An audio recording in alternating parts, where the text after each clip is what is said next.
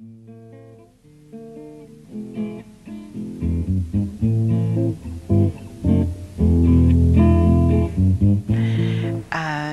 can be as pleasing to an author than to be invited to speak about one's own work. Certainly my concern for the betterment of the educational reality of children in this country has led me to spend most of my energies in talking about educational issues rather than talking about my work as an author. So I accept gladly this invitation, and I'm extremely pleased to have the opportunity to share with you a little bit of what's in my books. Of course, having written for so many years and having published such a large number of books, it became almost a challenge to myself to determine what are the most essential topics that reappear in my work. And what I will share with you today are the 7 that I consider most significant, either because they seem to reoccur in a variety of different expressions, or because of the significance of the topics themselves and the acceptance that the books that reflect them have received. Being in a classroom recently, a young child and a 3rd grader just kind of almost challenging said to me, "Haha, I have figured out what you're all about." And that's always very interesting to know what other things we're all about. And then he looked at me and he said, "You're all about changing things, aren't you? Because when I read The Gold Coin, you were about having one change. The protagonist of The Gold Coin is a thief who's been a thief for a long time, until following a woman, Doña Josefa, whose gold he hopes to steal, a transformation happens in his own life.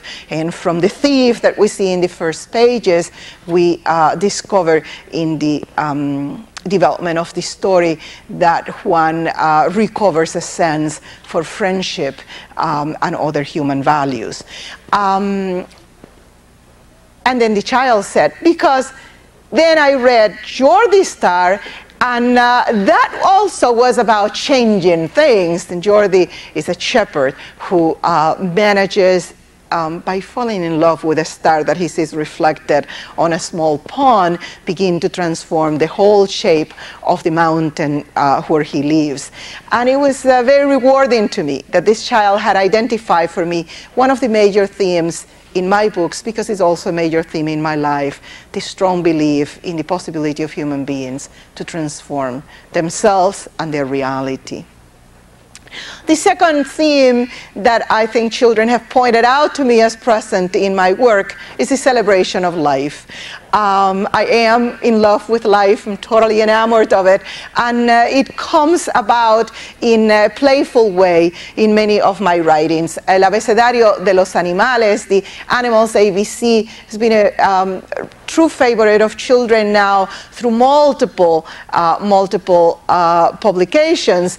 And I play with the animals, I play with the letters and with the shapes of the letters and with the sounds of the letters. And this playfulness is my way of celebrating the richness of life. And that appears throughout most of my poetry, including the recent anthologies that have just published Gorrión, Gorrión, Verde Limón, Dulce es la Sal, which you're seeing here, La Rama Azul, Nuevo Día, which gathered poetry from many other writers, but also has interspersed many of my own poems. Huertos de Coral, Ríos de Lava are all part of this collection of 7 anthologies published with Isabel Campoy, whose poetry is also gathered in the anthologies along with that of many other poets.